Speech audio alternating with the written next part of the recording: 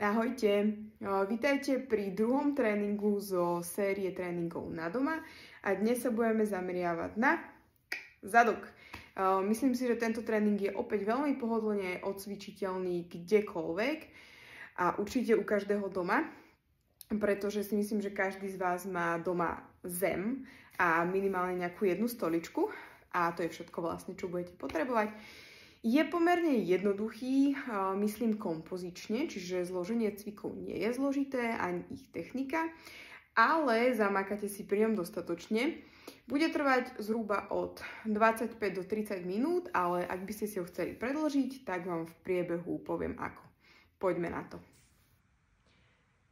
Skôr než začnete, tak je dobré, aby ste po ruke mali stopky, buď to môžu byť hodinky, alebo vám stačí telefón, prípadne niečo, čo vám môže merať čas, pretože ten bude dnes dôležitý.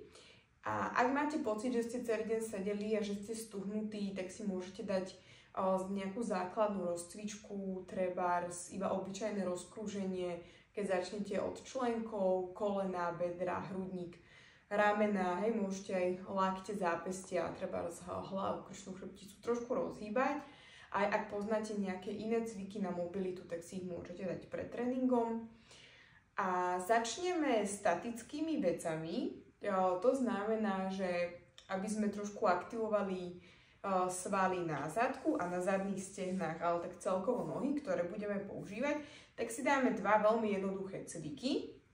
Takže prvý z nich bude tzv. Mostík na zemi alebo glute bridge, ale bude to výdrž, izometrická pozícia v jeho hornej časti. To znamená, ľahneme si na chrbát, nohy si umiestnime na šírku panvy s tým, že špičky sú striktne otočené dopredu. To znamená, nevytáčame ich von ani nesmerujeme smerom k sebe. Na nohe chceme cítiť 3 oporné body, a to na palcovej kosti, maličkovej kosti a päte. Celé chodidlo je na zemi, kolená smerujú v smere špičiek, ruky sú voľne položené vedľa tela, ramená, vršok, hlava sú uvoľnené. V spodnej pozícii je nádych. S výdychom zatlačím nohy do zeme a pomaličky od kostrča rolujem stavec po stavci až po spodný okraj lopatky. Pozor na to, nechceme pretláčať panvu veľmi vysoko, nechceme cítiť nejakú nepríjemnú bolesť v spodnom chrbte. Úplne nám stačí, aby sme cítili svaly zadných stehien a zadku, s tým, že panvu môžeme ako keby jemne podsadiť, ťahať pod seba, aby sme ešte trošku zdôraznili napnutie zadku. Nohy tlačíme do zeme a v tejto pozícii držíme 30 sekúnd a voľne dýchame. Nádych ide nosom smerom dole cez branicu dole do panvy. Chceme sa nadýchnuť hlboko do podbrúška, do bokov, aj do spodného chrbta. A výdych nosom, vydýchneme všetok vzduch. Stále aktívne nohy tlačíme do zeme. Ak by si to chcel niekto sťažiť, môže počas 30 sekúnd prenášať váhu z jednej nohy na druhú a druhú nohu vystierať. Dávajte však pozor, aby pri vystretí nohy vaša panva nepadla smerom dole,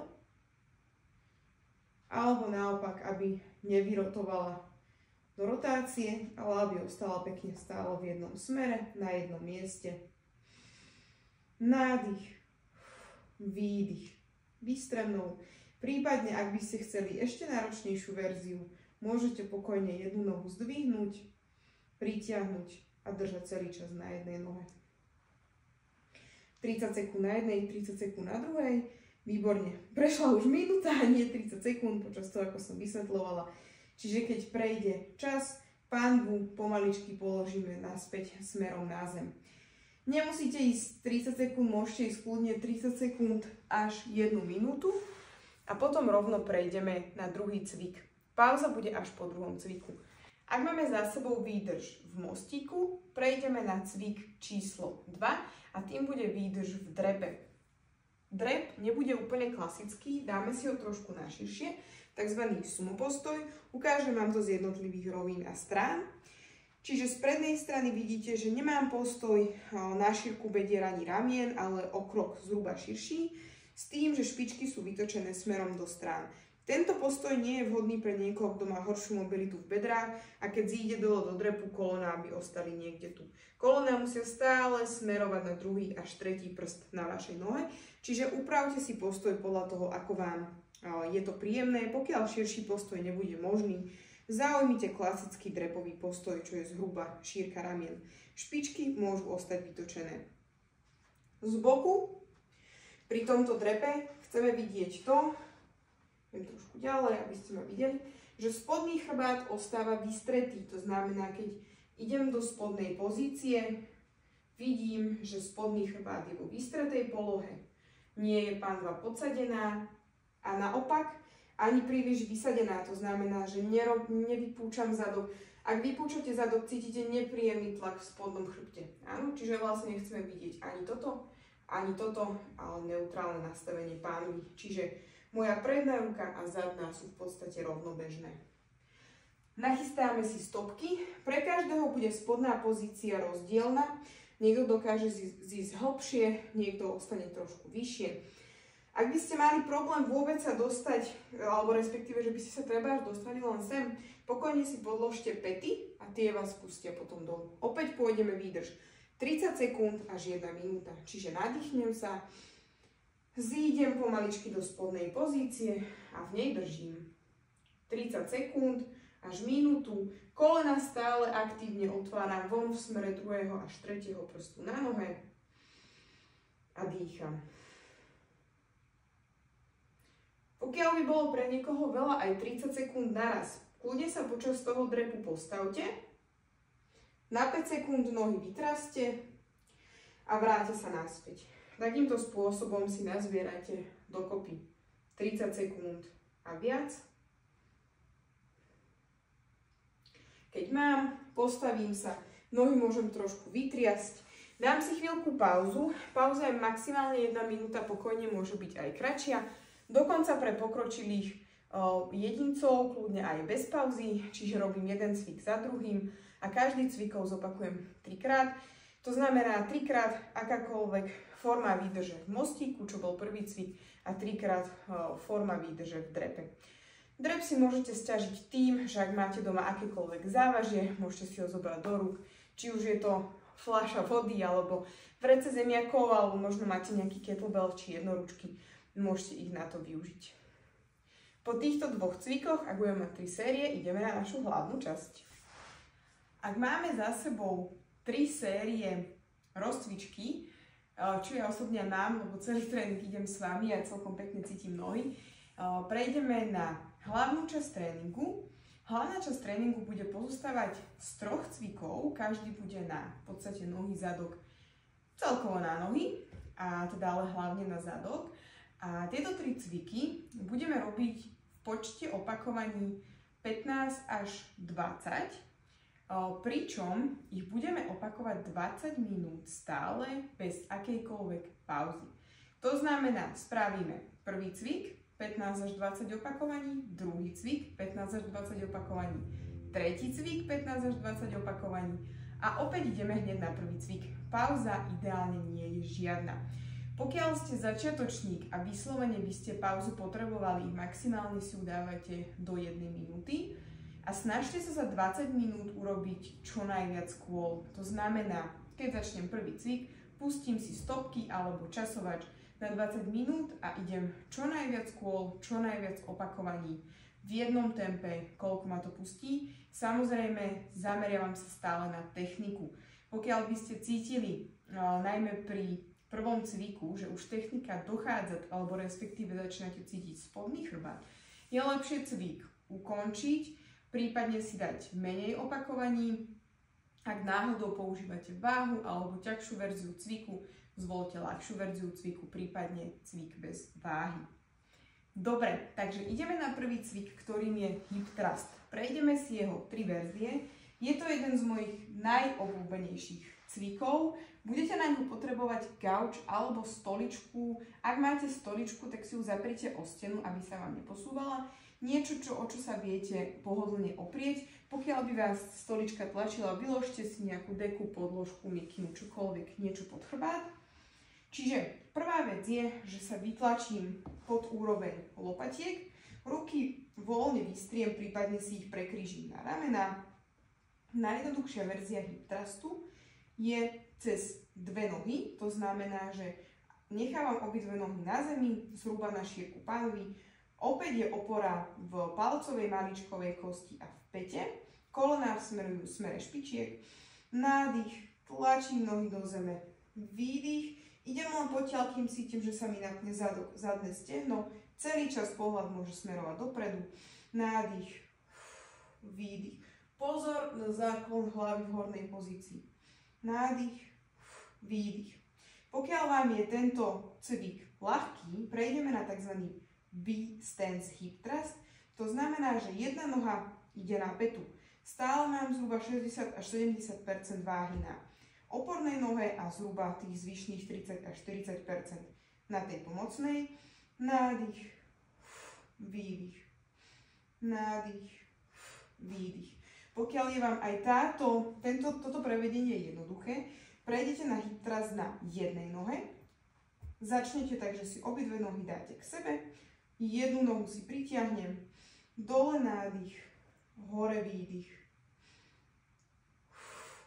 Pozor, pri hip thruste nechceme panvu vysádzať a podsádzať, čiže ten pohyb nie je, že vysadím, podsadím, ale celý čas pekne neutrálne zachovanie panvy a hýbe sa celá panva naraz spolu hore aj dole.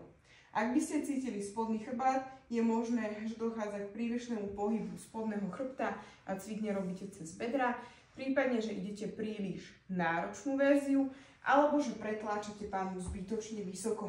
To znamená, v týchto pozíciách už môže byť cítiť spodný chrbát, vtedy len choďte trošku nižšie. Ak robíte cvik na jednej nohe, robíte 15 až 20 opakovaní na každú nohu. Pokiaľ to máte, prechádzame na cvik číslo 2. Cvik číslo 2 je tzv. Sumo trap. Je to verzia podobná, ako sme robili v rozcvičke, respektíve v tých výdržiach na začiatku, ale pri tomto cviku nebudeme len držať v spodnej pozícii, ale budeme robiť opakovania. To znamená, opäť sa postavíme do širšieho postoja, platí to isté, každý si hľadá šírku podľa seba. Ukážem z boku, čiže ja si nájdem svoju šírku. Hore sa nadýchnem, ruky môžeme dať pred seba, prípadne, ak chcete držať, môžete držať nejakú váhu. Nádych, zídem do spodnej pozície drepu, otváram kolená, respektíve otváram bedrá smerom von. Zídem do spodnej pozície, pokiaľ ma to pustí s vystretým chrbtom. Postavím sa, ale pozor, nechceme úplne vystierať kolená a bedrá, ale ostanem v takom jemne pokrčených kolenách a v trošku podsadenej pánve. V tempe to vyzerá následovne. Nádych, výdych, nádych. Vždy hore dopnem pánvu, respektíve ju podsadím a napnem, aby v podstate sme tak celý čas pulzovali na zadku. A opäť robíme 15 až 20 opakovaní. Pokiaľ si chcete cvik sťažiť, v spodnej pozícii spravte pauzu. 2, 3, hore. Nádych, raz, 2, 3, hore. Pokiaľ si cvik chcete ešte sťažiť, pridajte k nemu výskok.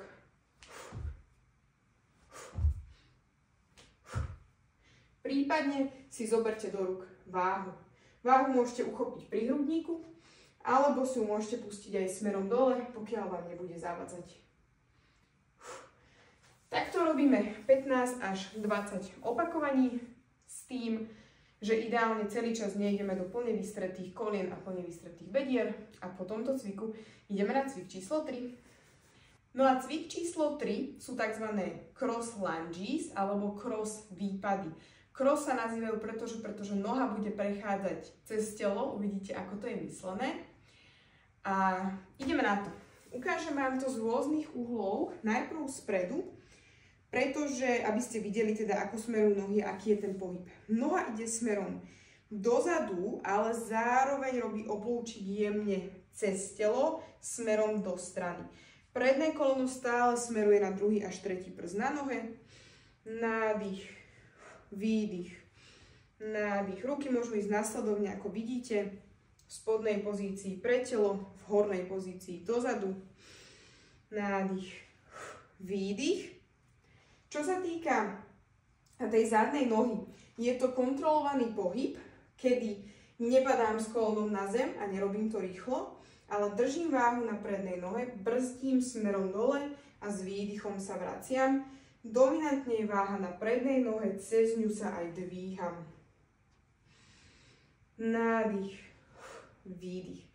Začiatočníkom, pre ktorých je ťažká ešte stabilita na jednej nohe, odporúčam cvik zameniť za úplne jednoduchý tzv. Split squat, čo je výpad na mieste.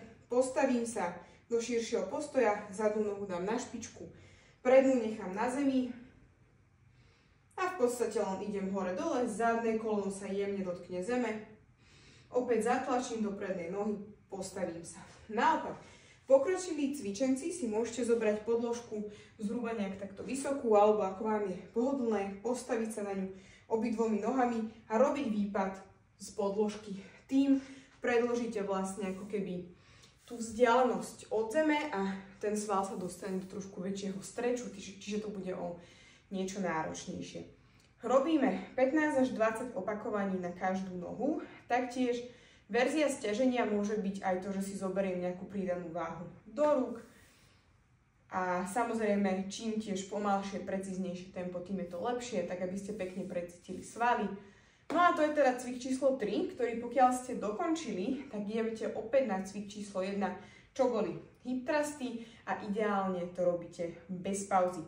Idete stále 20 minút, myslím si, že stihnete 4, 5, možno niektorí aj 6 kôl. Dajte mi určite vedieť, ako sa vám to páčilo, či ste to cítili a či by ste prípadne niečo chceli pridať, zlepšiť. A ja si rada vypočujem alebo prečítam váš feedback. Tak nech sa vám dobre cvičí a vidíme sa pri ďalšom tréningu. Ahojte!